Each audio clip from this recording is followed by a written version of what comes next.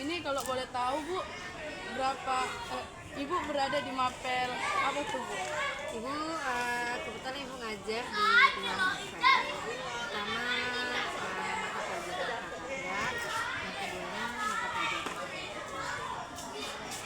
Di sini Ibu udah punya keluarga kan Bu? Ya, Jadi keluarga Ibu, anak-anak Ibu, apakah suka berliterasi Bu? oh suka kali apalagi anak-anak ibu tuh suka membaca Kerja di situ novel. kalian. Jadi dari SMP sampai SMA tuh novelnya banyak sekali sampai satu lemari novelnya. Yang pertama ya, tapi kalau yang kedua dan ketiga itu kurang lagi disambung. Tapi kalau kakaknya itu memang dia kosakatanya bagus, bahasanya pun bagus. Jadi pun dia pun kalau misalnya ngomong itu bendahara perkataan bendaharanya itu banyak gitu ya. Jadi dia tuh kalau ngomong luwes gitu. Kakak pertama ya, mungkin dia suka baca novelnya itu banyak. Biasanya novel-novel dia baca itu biasanya untuk novel petualangan gitu.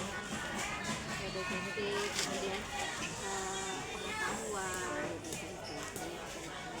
Jadi anak kedua Ibu Iya, masih anak utamanya. ya udah Bu, kita lanjut ke pertanyaan berikutnya ya Bu. Oh, boleh silakan. Menurut Ibu, kegiatan seperti apa yang bisa membuat kegiatan membaca menjadi lebih menyenangkan di sekolah? Nah, sekarang sih yang kita untuk menciptakan supaya senang anak-anak membaca itu sulit juga ya. Kalau misalnya anak-anak membaca novel gitu, tapi ya konteksnya jangan novel yang romantis, mungkin bisa novel detektif, novel yang atau awalnya kalau novel itu kan teks semua, mungkin menurut itu ya coba mulai dari cerita bergambar gitu. Dulu ibunya suka baca, kalau waktu masa-masa ibu seusia kalian itu ibu suka baca novel-novel cerita yang bergambar gitu ya. Nah anak ibu yang berdua ini suka yang bergambar, maksudnya cerita yang bergambar. Kalau misalnya sekarang tuh digital di net yang sekarang kayak ada animasi itu, ada tulisan apa namanya itu anime gitu. Menurut ibu mungkin seusia kalian kan zaman ibu sekolah tuh ceritanya kayak gitu, maksudnya ada komik yang bergambar gitu. Itu kayaknya minat ya kalau dari ibu. Tapi yang anak dua tuh kayak ibu ya bacanya Mungkin ketawa ini. Bagaimana cara guru termasuk Ibu dapat membuat materi pelajaran yang dibaca menjadi lebih relevan dengan kehidupan sehari-hari Bu? Nah itu ya. Mungkin bisa ya. Bisa kalau ibu kan ngajarnya di prakarya ya. Mungkin dari teks ya. Teks prosedur misalnya membuat apa, bisa membuat limbah kerajinan dari sampah organik yang berasal dari dapur. Nah mereka mungkin bisa mulai dari sana menulis dari bahan, alat, menggunakan kerja, kemudian presentasi di depan kelas, ya, itu kan menggunakan literasi yang banyak ya. Itu sih yang harapannya mungkin ya kalau dari mata pelajaran itu mungkin itu siswanya kan mulai dari ada project nih, project itu dimulai dari mereka menemukan dari limbah-limbah organik yang berasal dari dapur, mulai menemukan bahan, alat, ya komunikasinya, banyak lanjut edit. Apakah ada hal-hal tertentu yang membuat Ibu merasa enggan atau malas saat harus membaca buku pelajaran Bu? Ada, pasti ada ya. Malas tuh pasti ya manusiawi ya, karena ibu pun kadang-kadang kalau udah pas satu tujuan itu kan ada ya, pasti malas juga untuk membaca materi untuk besoknya gitu. Ya itulah mungkin kejenuhan, bosan gitu ya. Itu jenuh pasti ada. Bagaimana murid SMP 1 Kandis bisa menciptakan suasana membaca yang lebih interaktif dan tidak hanya sekedar membaca buku? Nah ya, kayaknya menurut saya ibu ya, sekolah tuh harus memfasilitasi bukan buka mata pelajaran aja, tapi sekolah juga menyediakan perpustakaan mini ya. Perpustakaan mini itu misalnya ada di perpustakaan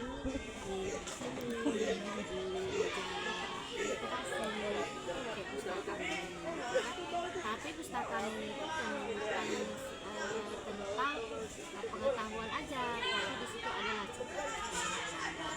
Kan semua ya seperti komik itu, karena nggak semuanya kita yang mau menggali tentang potensi itu. Nah, setiap anak di sini kan masuk juga melalui seleksi ya, jadi masuk aja semuanya. Jadi mereka mempunyai keanekaragaman untuk membaca itu.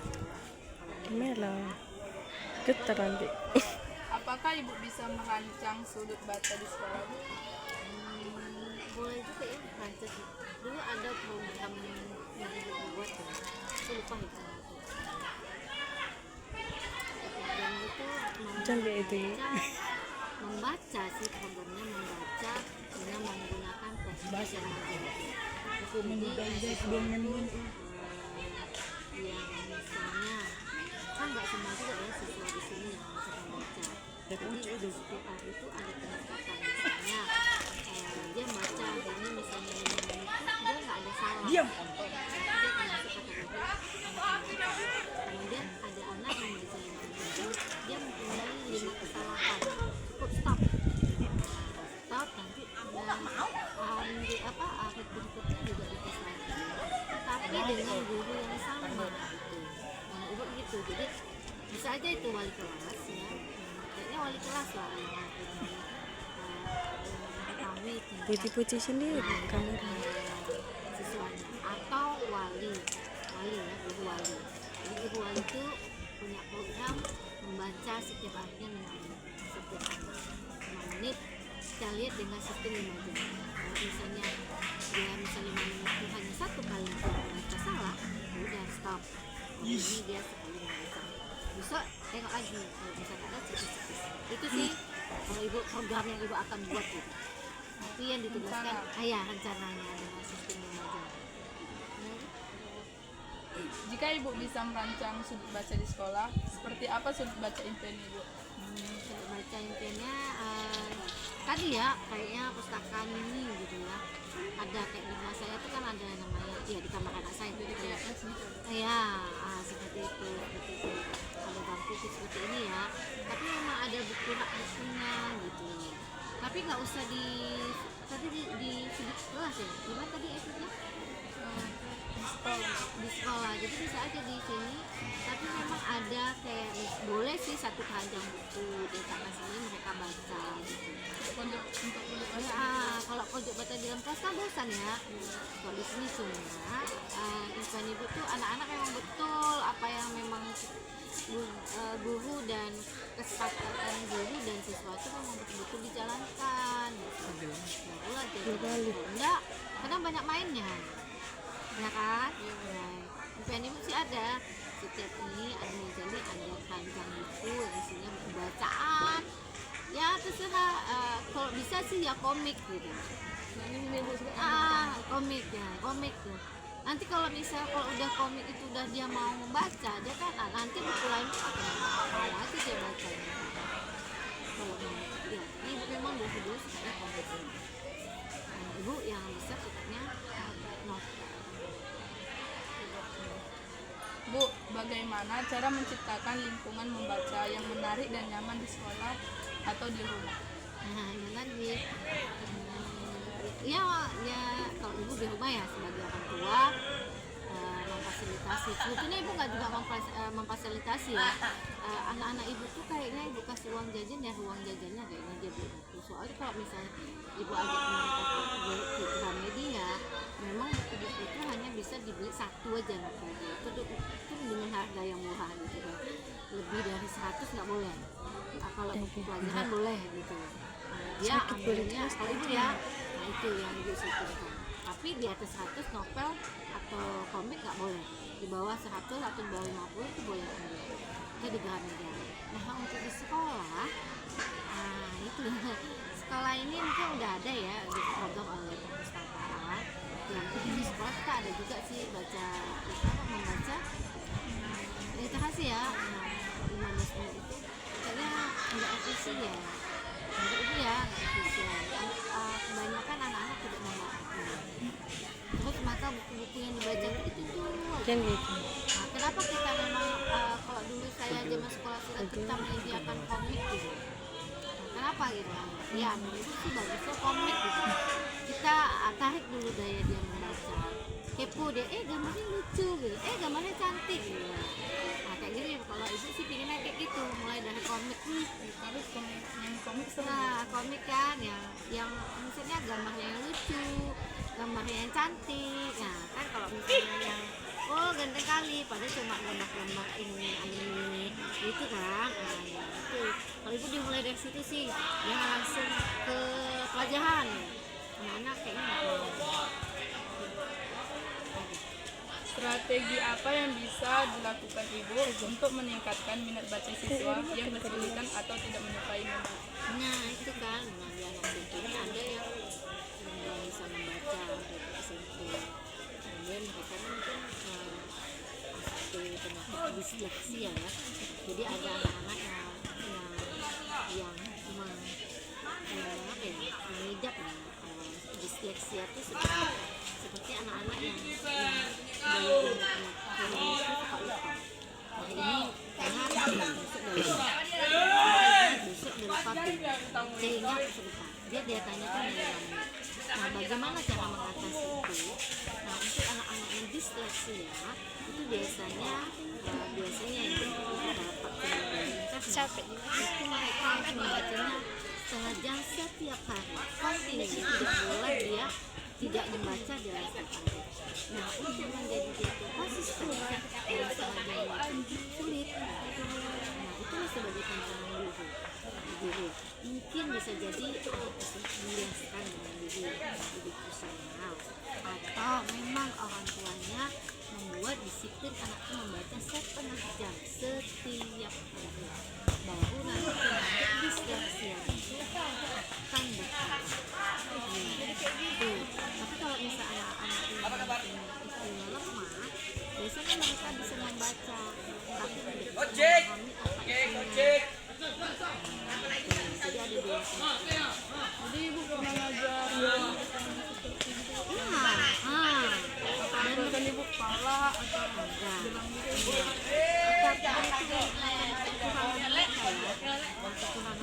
Kita tutup dia dengan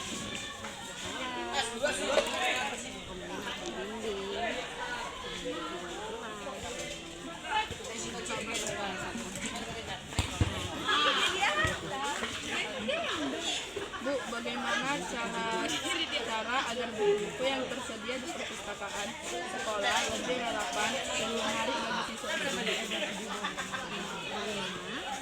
Bagaimana cara agar buku-buku yang tersedia di perpustakaan sekolah lebih relevan dan menarik? kalau menurut itu kan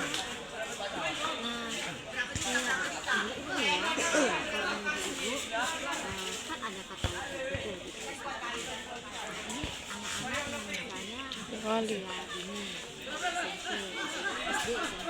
Nah itu kita pilih gitu. Nah di SMP itu kategori yang ada SD itu ada di sini kalau membaca. Jadi itu udah Nyoron dulu. jadi di perpustakaan sekolah itu kita pilih konsultasi dengan wali kelas. Nah, wali kelas yang tahu kan yang mampu membaca, yang lancar membaca. Dari situ nanti ini ke anak membaca, ini anak membaca, belum lancar membaca, dan ini anak yang baru mengenal dulu. Itu dipisahkan. Jadi jangan dilakukan dengan satu hak. Ini yang mereka baca ini khusus, ini yang baru tahap membaca, ini yang belum baru mengenal huruf. Iya dicampur, jadi ini bisa-bisahkan. Lebih gampangnya mendistribusikan kepada siswa kita tadi ya yang bisa membaca, yang sering dulu sampai saat ini. Apa peran teknologi digital dalam membantu meningkatkan minat baca di kalangan pelajar SMP? Digital ya? Iya. Nah, kalau tadi bagaimana caranya? Apa peran teknologi digital dalam membantu meningkatkan minat baca di kalangan pelajar SMP? Iya, perannya sangat yang jelas sangat menguntungkan ya bagi siswa ya. Karena di kita ini kan kadang-kadang kan nggak semua ya sangat menarik, pertama dia aksesnya kalau ada jaring internet ya, aksesnya mudah gitu dalam pembelajaran dan mereka bisa memahami pelajaran itu lebih mendalam. Misalnya guru hanya misalnya kayak saya tentang kerajinan, misalnya kerajinan limbah organik, dan kita bisa cari limbah organik itu yang mana aja yang bisa dijadikan kerajinan. Gurunya boleh sempat menjelaskan bagian itu, saya udah mulai mencari dari bentuk-bentuknya, kemudian sumber-sumbernya yang bisa digali untuk membuat suatu kerajinan gitu. Mereka lebih cepat mengaksesnya dan membacanya lebih menarik ya, karena mungkin bentuknya udah ada gambarnya, kemudian warna kan, suaranya lagi, dan dibandingkan guru yang menjelaskan di depan kelas. Keuntungan dari teknologi digital, lebih cepat mengaksesnya. Apakah ibu kayak pernah menemukan siswa SMP kelas 9 tentunya dia lagi belajar di kebun, tapi ibu nampak siswa kayak yang lain Ada gitu. Biasalah, karena kan aplikasi ini kan bisa buka cak-cak di jendela-jendela. Dari situ mereka misalnya dulu misalnya, ayo kita akses dengan ini. Mereka tuh aksesnya satu dibuka memang dibuka, dan mereka tapi itu bisa kita handle dengan catatan kalau mereka tidak menyelesaikan tugas yang diberikan, maka ada kayak sanksi lah ya. Jadi itu yang membuat mereka juga dan siapa yang membuka game atau YouTube itu, kalau YouTube-nya memang sesuai dengan pendukung dari mata pelajaran yang disajikan oleh guru itu terbaik. Tapi kalau misalnya YouTube itu kan misalnya YouTube musik atau musik yang lain, nah itu kan mengganggu dari pelajaran yang disajikan pada saat itu. Apalagi bermain game, apalagi chat-chat dengan siswa yang lain di kelas lain, nah itu sangat mengganggu kan ke gurunya. Nanti ketawa-ketawa senyum-senyum kan, senyum-senyum lihat kita ya lalu kenapa, nah itu harus dikasih sanksi. Kalau gitu sih dikasih sanksi. Bu, bagaimana cara membuat kegiatan membaca menjadi aktivitas sosial yang menyenangkan bagi siswa? Aktivitas sosial yang membaca itu jadi aktivitas Biar sosial supaya orang-orang membaca itu menyenangkan. aktivitas sosialnya bentuknya seperti mungkin sosial itu kan berarti ada hubungan dengan masyarakat ya teman-teman. Mungkin dengan cara ada perlombaan misalnya. Kalau menurut mungkin ada lomba, mungkin lomba membaca puisi atau ya pantun. Nah itu kan bersifatnya sosial kan, berbagi, mendengarkan bersama, kemudian berbagi cerita, mendongeng. Nah ya belum pernah sih sekolah ada mendongeng, lomba dongeng antar kelas. Itu kan di sosial kan, yang puisi pantun. Bosan puisi pantun, bosan coba mendongeng. Kayak di bahasa Inggris tuh namanya apa ya kalau misalnya mendongeng juga storytelling. Nah, betul anak saya tuh jago kan storytellingnya di SMA 8 tuh dia juara 1. Ikut sana ikut sini ikut sana. Itu agak kayak perlombaan. Iya, menurut tapi mereka kan tingkat provinsi ya, sudah di sekolah SMA. Dia tuh setiap lomba storytelling, jadi literasi sosialnya bercerita tentang kebudayaan Indonesia gitu. Boleh dalam bahasa Indonesia, boleh dalam bahasa teritorial itu bahasa Inggris ya. Dia membahasnya dalam bahasa Inggris. Alangkah baiknya kalau kita ngadakan di sini storytellingnya itu dalam bahasa Indonesia gitu. Cuma karena di sini kan belum semuanya pandai bahasa Inggris. Boleh sih mungkin dengan bahasa kalau misal pembicaraan bahasa itu banyak, boleh mungkin lanjutkan ke storytelling. Bu, seberapa sering kegiatan membaca, misalnya membaca 15 menit pagi hari, yang perlu diterapkan di sekolah?